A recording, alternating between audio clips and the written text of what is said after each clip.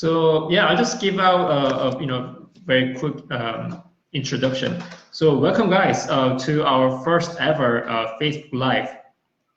My name is James Kim. I'm a pharmacist and a doctor of pharmacy. I have created this group called Detox Secrets just to give help to people who are having fatigue and a lot of stresses and a lot of unknown or known chronic disease. I help people who are having those symptoms and help them to reverse those symptoms and have a better and optimal health. I'm very honored to have this very lovely guest from UK. I would love to introduce her first. And so today's topic is the blood sugar roller coaster. And the guest is Fenrir Polly. She is a nutritionist specializing in female hormones, helping women struggling with PMS to rebalance their hormones and have drama-free periods. So without further ado, I'll just have her talk, right now. Okay, it's your time. Hi, thank you very much for inviting me, and I really hope it will be informative today. So as James said, I'm Fanny. I'm from Hungary originally, but been living in the UK for like 7 years, and I'm a nutritionist specializing in female health. And I'm very excited to be here today. All right. Okay. So let's begin. All right. So if you're okay, then maybe you can just start your education for us today. Yeah, sure. Okay, so good. First of all, I think it's important to ask the question, what is a poorly managed blood sugar level cause? And the symptoms can vary from PMS, weight gain, especially the abdominal area, poor sleep, mood swings, anxiety, depression, headaches, and the list goes on. So it's affecting a lot of our body systems. It's very important to look after our blood sugar and understand why this is happening. So I thought, first of all, I will show you my screen for a little second, if I be able to. Just wanted to show you this amazingly designed graph. You can tell I'm a designer. So what is blood sugar? So when we eat foods that have carbohydrates in it, like all the vegetables, fruit, rice, bread, pasta, things like that, it all contains carbohydrates. And these carbohydrates are broken down into glucose, which is a type of sugar in our blood. It goes in the blood, and our cells then will be able to use it for energy.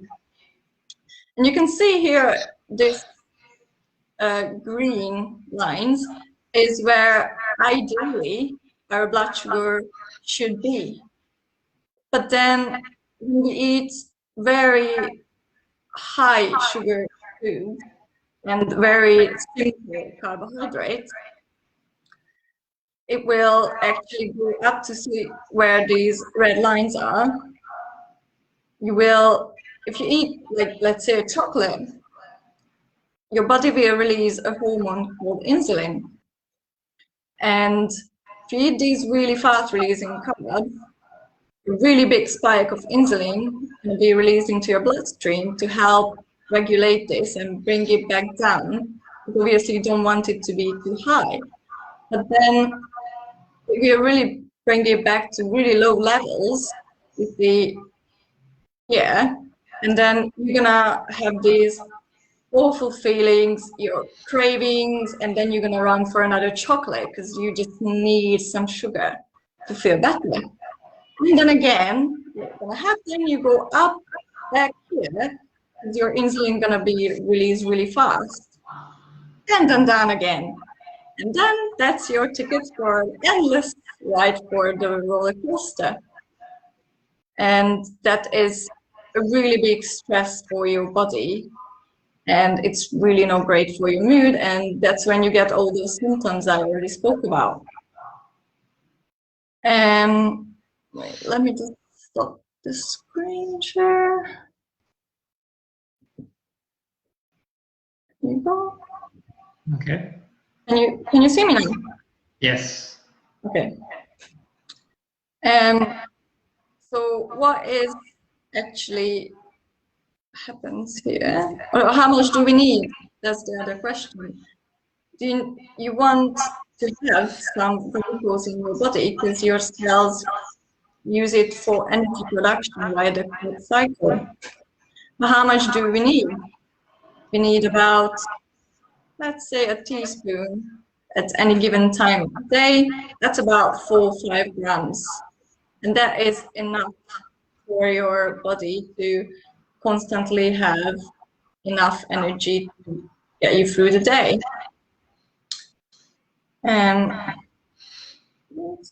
Just still see my screen, not you guys. But when you're running really low, you're just gonna have these cravings and then you're gonna eat more. And that's gonna cause all the havocs in your body. And we really want to avoid it. And the other issue with this insulin, it's like insulin is great, you need that. It's a hormone and you need it to regulate your blood sugar. But eventually, if you constantly have an awful lot of amount of insulin, it will get, the sugar will get stored in your fat, in your abdominal area, because it's too much sugar. And your body can't deal with it. Your cells will just tell your insulin, I do not want any more of that sugar. I can't deal with it. So then it will have to go down in a different pathway, and then it will get stored in your fat tissue. And that causes also more inflammation. And your fat cells can also have some hormone receptors, which then will be contributing to some hormonal imbalances, which we definitely don't want.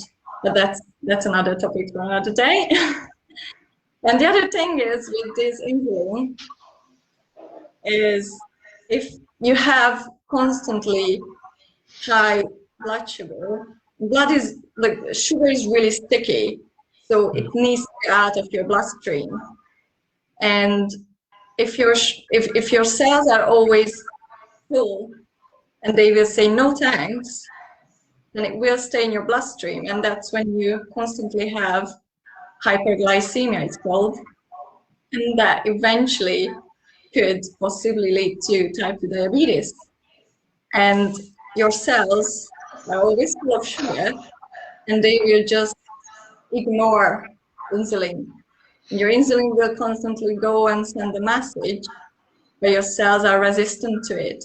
And that's when insulin resistance comes into play. So yeah, so just give you a little question. So maybe there are some people who are not so familiar with the term called hypoglycemic or hypoglycemia. So maybe you can just give us a little insights. Yeah, so the hypoglycemic episodes, it's when I said first, you get some sugary food and then it will go really high. And then when it goes low, below the threshold, and then you feel even like a little anxious, a little sweaty, hunger, that is hypoglycemia. And that's when your body is signaling that I want more sugar. And that's when you're gonna have some more sugar. And hypoglycemic episodes are also really stressful for your body. It's a great stressor. And stress is inflammation, and stress causes another lot of issues. So that's what you try to avoid, these ups and downs, the hyper and the hypoglycemic episodes. Very good. Okay. Okay, and I thought I'd bring you some little tips on how you can regulate your blood sugar a little bit. It's also not an all-inclusive list, but just a few tips. First of all, always read your labels. If you buy any type of processed food or ready-made food, it is very, very likely that it will contain some form of sugar. And it's really greatly hidden under the name of fructose, dextrose, corn syrup, coconut sugar, honey, maple syrup, which is, honey and maple syrup is natural and they have health benefits, but they are still sugar. So you want to watch how much you eat of them. You don't want to add honey in every single food you make, because that will still be sugar at the end of the day.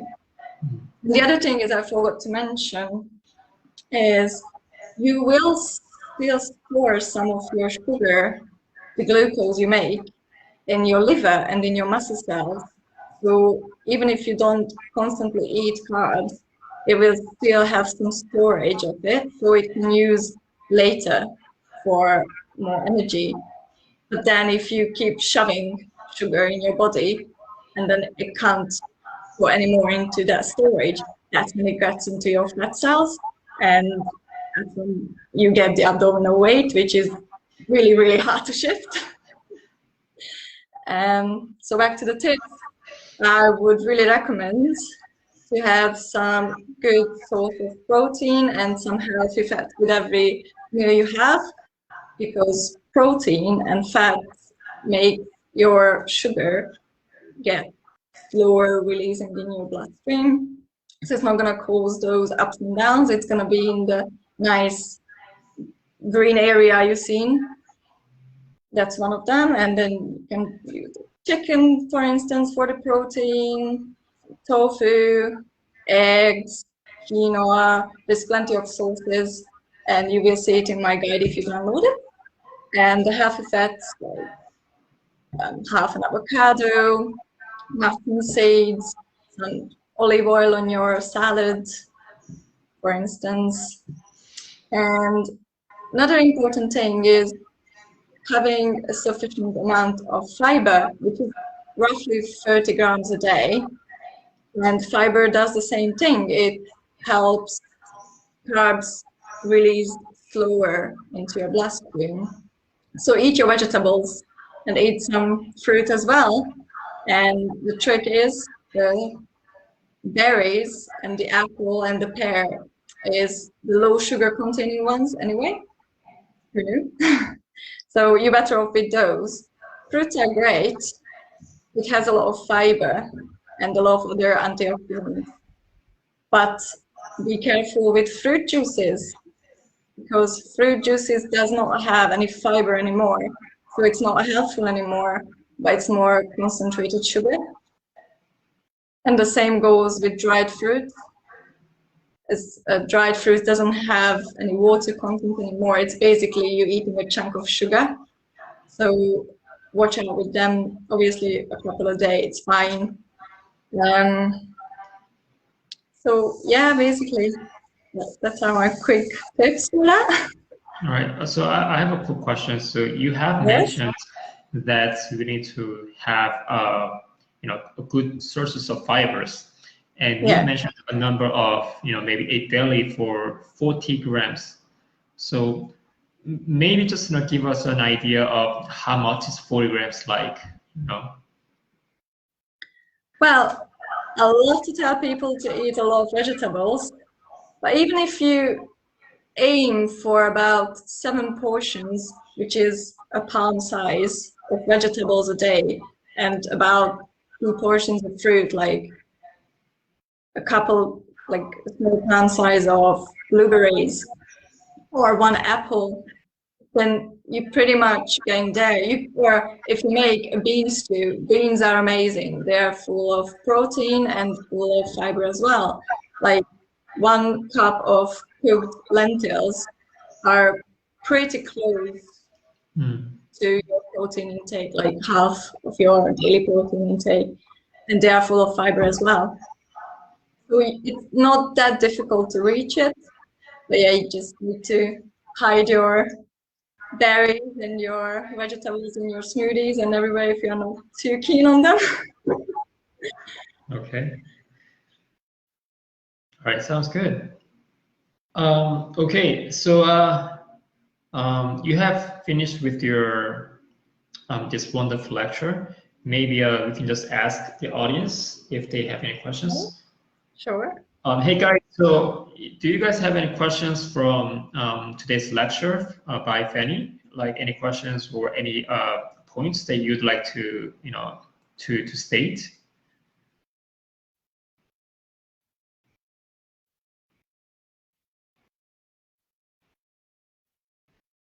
Okay, maybe not.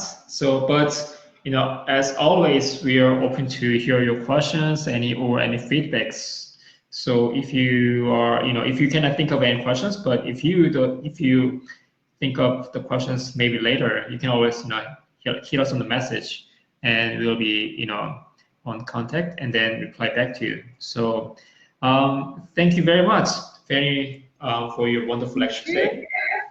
And then James kindly agreed to share a link with you guys that if you click on the link and subscribe to my email, you can get the email with the blood sugar guide and the 7-day meal plan as well.